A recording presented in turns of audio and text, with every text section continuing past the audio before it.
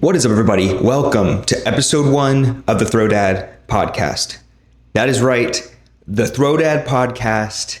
It's official. It's an idea I've had for a couple months now, and I went ahead and threw it up on my Instagram story and had an overwhelming answer of yes. This is something you guys wanted to see. So my name is Ryan Trossel, or aka Ryan.Throwdad on socials, and this is the first episode of the Yo-Yo podcast. I cannot be more excited about this. It's just going to be a place for me to yap about some of my favorite things when it comes to yo-yoing, products, yo-yo videos, yo-yo players, and hopefully along the way we can have some really awesome interviews with some people that I enjoy. So I only felt like it was fitting for this very first episode to talk about how I got into yo-yoing and where that has led me to this point now. The start of my journey for the start of this podcast just kind of felt like the right first episode. So without further ado, this entire story starts around 2010, 2011. I was 9 years old. Some new friends just moved into the area from San Diego, California. And up until this point, I was already a really creative kid. I was young, so I didn't have any major hobbies. I did some close-up card magic I thought was really cool. And I always loved building things and Legos. But then these friends I just met said that they saw these things back in California. They're these fancy yo-yos with bearings in them. And they would spin forever, they said. And you could do all these cool tricks. And you can't just pull it up to your hand. You have to do this trick called a bind that lets the yo-yo come back to your hand. And I just thought it was the most obscure thing ever. I only knew of a yo-yo as the wood yo-yo my dad had as a kid that I now had, which was as just typical fixed axle. It wasn't even tied right, so it wouldn't sleep. So when I heard about these things, it sounded like I've never even seen anything like this. So I was like, that would be awesome. They're like, we just ordered ours. We ordered this yo-yo called a Protostar from Yo-Yo Factory. We went to yoyoexpert.com. You need to order a Protostar. We have the yellow and the red one. They're brothers. And you can get the blue one that's out. And so this, as you can see, was right around that Protostar boom. I cannot think of any other yo-yo that had gotten so many people into the hobby. I would say maybe Recess's First Base is another yo-yo. But on a huge scale, though, I might be wrong, but I feel like the Protostar is the number one selling yo-yo of all time, potentially. But that's what got me into it. That's what got my friends into it. So they had their yo-yos on the way. I begged my dad because it was $30, $35 for a Yo-Yo Factory Protostar, which for a 9-year-old is pretty darn expensive. I think I had an allowance of $5 a week. So it would have taken me a while to save for this thing. But I was like, Dad, my friends are going to have it. This is really cool. I want to get into it. And we almost bought it until my dad talked me into, instead of getting one expensive yo-yo, son, what if you got two cheaper yo-yos so you have more? Less would have been more. But I got a not no name, I don't remember the model of this Yomega yo-yo. And then the second one was a Yomega Power Brain, which are classic yo-yos in their own right. Just was not the Protostar. Either way, though, ordered those. My friends got their Protostars in. I got my Yomegas in. And really, we were all hooked. We had so much fun with this. We were learning all the basic tricks. If anything, the yo-yos I ended up getting from Yomega were great beginner yo-yos because they were responsive. And we just dove into this thing. And it was this fun phase of being into something as a kid. The industry or the community wasn't as big as it is now.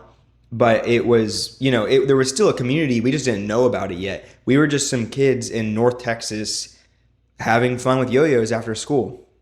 And that really was what it was like for the next couple years. It was us watching YouTube videos in my friend's game room, because that was the only computer in the house. And this was early days of YouTube.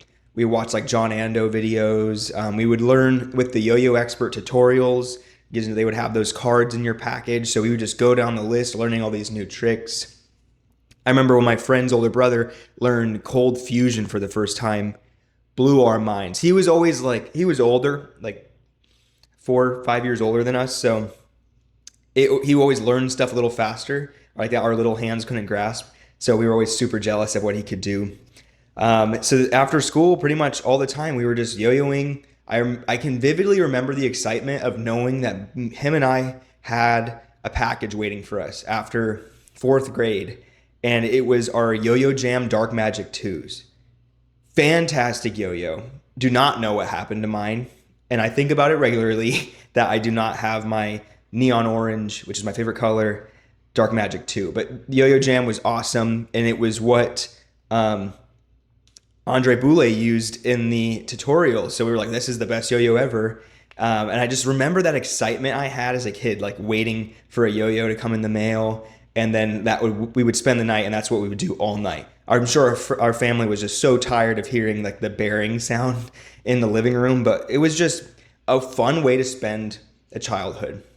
And so pretty much the next couple years, that was what we're doing. We're having fun yo-yoing. Down the line, I found out about this thing called kendama. We were kind of yo-yoing less and less. It was like always around. And then kendama blew up. This is when like the Hawaii kendama boom happened. Kendama USA was putting out a ton of videos, and I really liked it. And ultimately, long story short, because it's not really my yo-yo story, I did end up taking kendama pretty serious for a good amount of time. I ended up starting a business in the space called Pineapple Kendamas that ran for about 8 years. We sponsored some of the largest events, largest players. It was a great way to dive into a community for me. But yo-yoing was still always there. Like that was like the OG hobby for me. And if anyone who plays kendama or yo-yos, like you know what the two things are. Like the communities are very close together. I remember the first competition we sponsored, which was in Texas, was the yo-yo Texas State Yo-Yo competition. So yo-yoing was always there. It was just the priority at that time was kendama for me, and that really lasted through the rest of my like teen years. I started Pineapple Kendama at 14 years old, and we closed up shop at 21. So yo-yo got put on the back burner for a long time, but I still kept up with it. It was something I still enjoyed. But really, at that 21-year-old mark, I burnt out. I was like moved states. My wife and I were starting our life together, and that's the first like real big break. And at the time, I didn't even know it was a break. I kind of quit any sort of skill toy at all. I wasn't picking up any of them. They were in boxes. Again, we moved, so I was like, I didn't want to think about it. And then one day, I was unpacking into our new house, and I found a blue recessed first base. This was like those dinosaur editions they did, which I no longer have. Story of my life. Any cool yo-yo I've had in the past, I don't have it anymore. But I ended up giving that to somebody.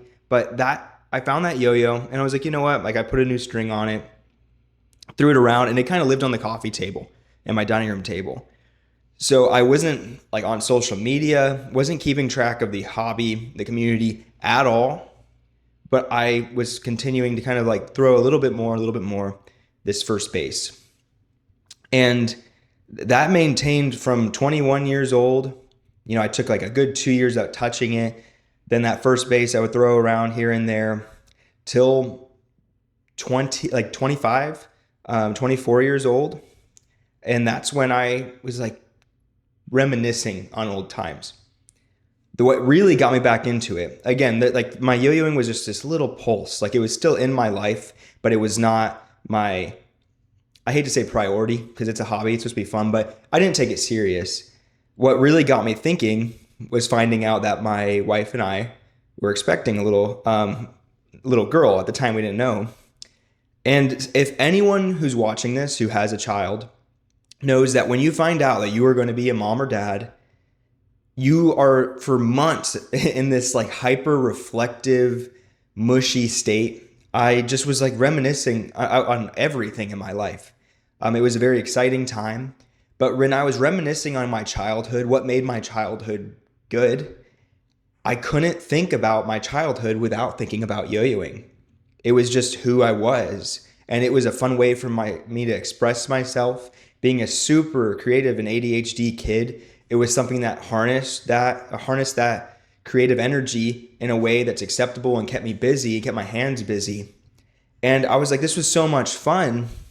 And it just happened to be at the time kind of in between hobbies. Like I was like, I don't know. Like I was looking for something. I just didn't know what it was. And I vividly remember going to dinner with my wife, and she knew me when I was like still playing kendama and yo-yoing as a older teenager. It's when we met.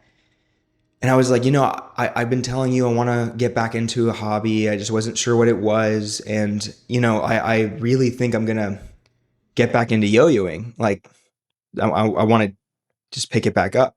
And she's like, well, you have a yo-yo, you can throw it around and stuff. And I was like, yeah, I know. And I'm going to, but if I get back into this, I want to dive back in. I want to be back into this community that I experienced when I was younger. Because that's what I was missing is like, it's not, the yo-yo is more than just about yo-yoing in your bedroom. It's like this huge world that opens up whenever you just extend yourself into it. And I was missing that community feel. So I was like, I'm going to do it. I'm going to pick up yo-yoing again. I'm going to start posting on social media. Like I just want to dive back in. What's the worst that can happen? Like I'm going to entertain myself, which is all a hobby has to do anyways. And it'll be a lot of fun. So she was super supportive, obviously. She's like, yeah, if it makes you happy, pick yo-yoing back up, like go in head first. And that's exactly what I did. That's the page you're watching now, Ryan.Throwdad on socials. I dove back into this old childhood love of mine. And it was all sparked because of my daughter before she was even earthside. That reminiscent state of being a soon-to-be father. I knew yo-yoing is such an important part of my childhood, and I wanted it to be a part of my life even now. And now we're back. That takes us to present day. And I'm so happy to be yo-yoing again. It's, as an adult, a completely different like interest. It lets you detach from no matter how my business is doing, if my like family is healthy or whatever like trials might come your way or things you can be anxious about. Yo-yoing just like exists and is solid. It's always enjoyable. It's always fun. It's the perfect dad hobby. I can do it for 2 minutes or I can yo-yo for 2 hours. Like it can take up as much or as little time as possible as you want it to. And on top of that, it is still a perfect creative outlet for me. And after diving back in, I realized how much I missed that. Like trick creation, video creation. Like I love filmmaking. And the yo-yo YouTube videos I grew up on were these short edits before short form content was a thing. And I just love creating these things. I love trying to like make a little short film out of the hobby that I love.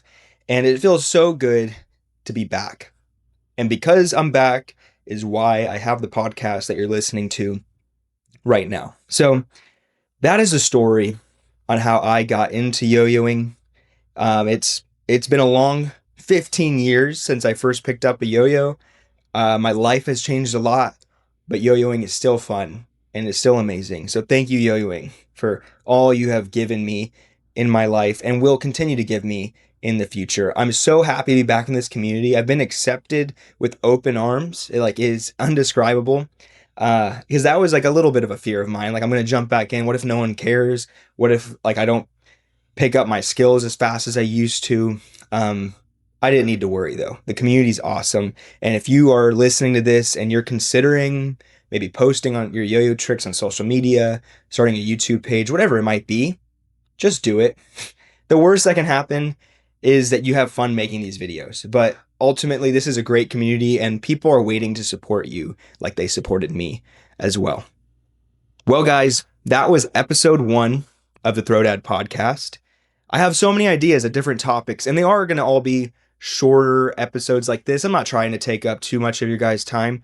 I know I like to talk, but I don't want to talk too much. So that was the first episode, how I got into yo-yoing. I hope you enjoyed this episode. There's going to be so much more to come. Make sure to follow the podcast wherever you're watching or listening to it right now. I appreciate you guys, and I will see you in the next episode.